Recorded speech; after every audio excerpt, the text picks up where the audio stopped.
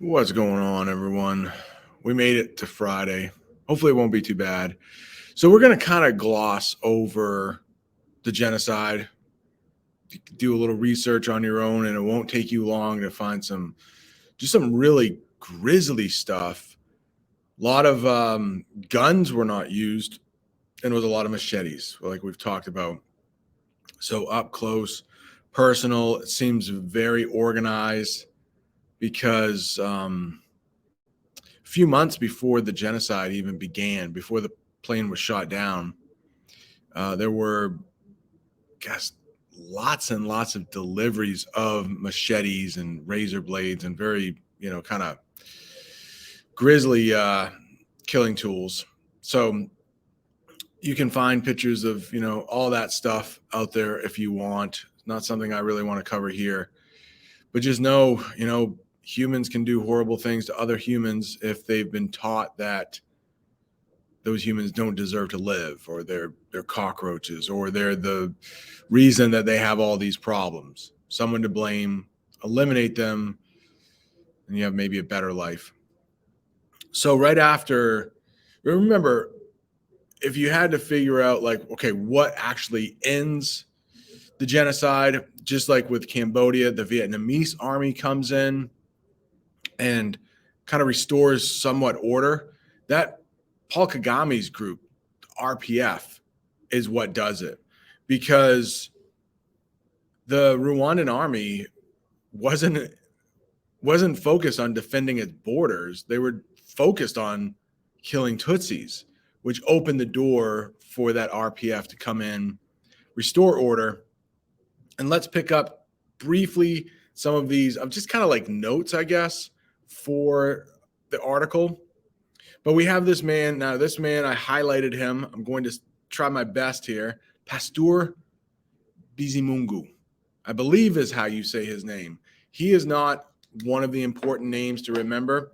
He does become the first president after the genocide. He is a Hutu, but the name that you really want to know is Paul Kagame, who is still leader in Rwanda. He, if you remember from yesterday, it went by really quickly, but that guy Paul from Geography Now went over the 4 stages of a leader in Africa, at least historically. It was like the first one was great, the first term. The second term, like, people are looking out for, like, a little paranoia sets in for the leader, and they're watching everybody, and then turns to like scandal and then assassination. Paul Kagame, it's their 10-year terms, I guess, in Rwanda, and there was a term limit. Recently, that has gone away, but it seems like Paul Kagame is a pretty good guy. He is a Tutsi. If you remember, they outlawed those identification cards, which I didn't realize until I was watching something last night, because our article doesn't say it, but those identification cards, they lasted past Belgian occupation. So even in like 92, 93, 94, leading up to the genocide, right on their passport or their identification cards, it said if they're Hutu or Tutsi. And one of the ways that the killings were so effective is that basically you had to show your card to authorities, and each neighborhood might have an authority, and it was just like a local person. It wasn't from Kigali. It was like all these little, it was from Kigali too, but it was like all these little neighborhoods. They would have somebody in charge, and they would orchestrate the killing. And probably in that little neighborhood, most people knew who Hutus were and who Tutsis were, just because they lived next to each other for so long, and it was such a big deal with those identification cards.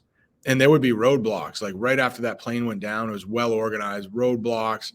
And then just, sometimes people were just taken out of their cars and killed right on the spot. And those bodies don't disappear, though, the bones and just everything left over. So I do want you to realize that, like, it's grisly. Like, there is a cleanup process after. It's not like just, oh, a million people are killed, poof, gone, too bad. Even if the way they were killed was savage and torturous. It's like their bodies left just the stink and stuff like that. So grisly. And I can't imagine like those little kids in that picture we saw, like trauma. All right, so a couple last things here because I don't want to end on a bad note here. And today we're going to see a woman. It's pretty short, but she is going to be going through the mountains, Volcanoes National Park, and she's going to be trekking with the gorillas. It just seems amazing. So and we might watch another guy that has a very elaborate. You can go as a tourist to Rwanda today. I talked about $30 places to stay, which were really nice. But if we watch this guy, we won't watch all of it because it's a little slow and boring. But he's spending, I think, $300 a night right on a lake that you can't go swimming in. Well, you can go swimming in, but there's warnings of like you might get the disease caused by snails. So I'm like, I probably wouldn't. And it's $300. But if we just get like through the breakfast, it's pretty amazing. And we might watch a little bit of it, but I think it's like 10, 15 minutes long. And then I watched it. I'm old. I enjoyed it, but I think it might be a little slow moving for you. And there really isn't a good travel like vlog of visiting Kigali or anywhere in Rwanda, really. Some of the good ones, it was like they were just talking about like drinking too much, stuff like that. It's like not really appropriate for school. So somebody needs to make a really good travel vlog in Rwanda. Maybe I will when I teach English, but not really my audience for travel vlogging here. So really quickly go through this. That party, remember, the NRMD, that's Habyarimana's party. They were outlawed. Remember, it started off as a moderate, then it got pretty extremist, of course, because they were responsible for the genocide. No ethnicity, like those identification cards, they probably still exist, but no reference to ethnicity.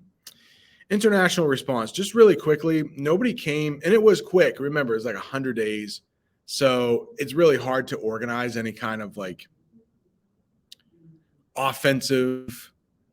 I mean, the RPF was there, but an international like the United Nations came off looking really bad. Does anybody know who the United Nations is? Pretty much.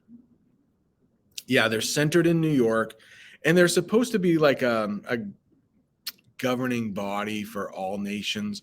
Most nations, not all, but most nations have accepted to be kind of part of it. And what makes it really tough right now is because, of course, with Russia invading another country, like the UN might step in, or, I mean, sanctions have been levied against Russia. But one thing that makes it hard is that there are like 5 leaders of the UN. I'm not sure how these were chosen, but it was shortly after World War II, so they were a little more powerful. But does anybody know the five countries that kind of lead the UN? It's England, France, United States, China, Russia, and then there's like a couple rotating ones that have a voice. But because Russia is one of the, I can't remember what it's called, but the 5 countries with the most power, since they're one of those, and China has been reluctant to say anything, you really only have the United States, France, and England that are saying. So the United Nations can be pretty weak. If we ever cover the Bosnian genocide, we'll find out like they actually put a force together and that stuff. But during the Rwandan genocide, it was proven that the UN is pretty inept. They did not come quickly, and they did not really provide any offensive. They were there. I think we talked briefly. They were there for defensive purposes only, to monitor. Some UN soldiers were actually killed. There were some, I think, a group of 10 Belgian.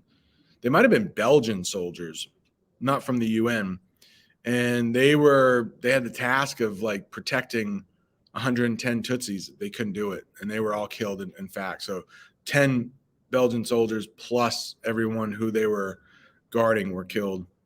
I think we're just about done here. Any last things? Paul Kagame, we said he's already there. The tribunal that was set up, pretty ineffective. Not a lot of people. I don't know if they give a number, but I thought it was like 3. There were not many people that were actually found guilty, served any time or anything. And yeah, those trials happened in Tanzania. All right, but after the United Nations came through with like trying to help out the people of Rwanda after. Remember, there was another refugee crisis after the genocide because you had about 1 million Hutus trying to get out because they knew things were going to go bad. But luckily, that guy, Paul Kagame, did not want to punish the Hutus too much, wanted to try to incorporate them back into society. And it seems like they got something pretty good going on there in Rwanda now. All right, that's it. We're going to see some trekking with gorillas, maybe some breakfast in Rwanda, little time to work in class, maybe some Frankenbeans, and then the weekend.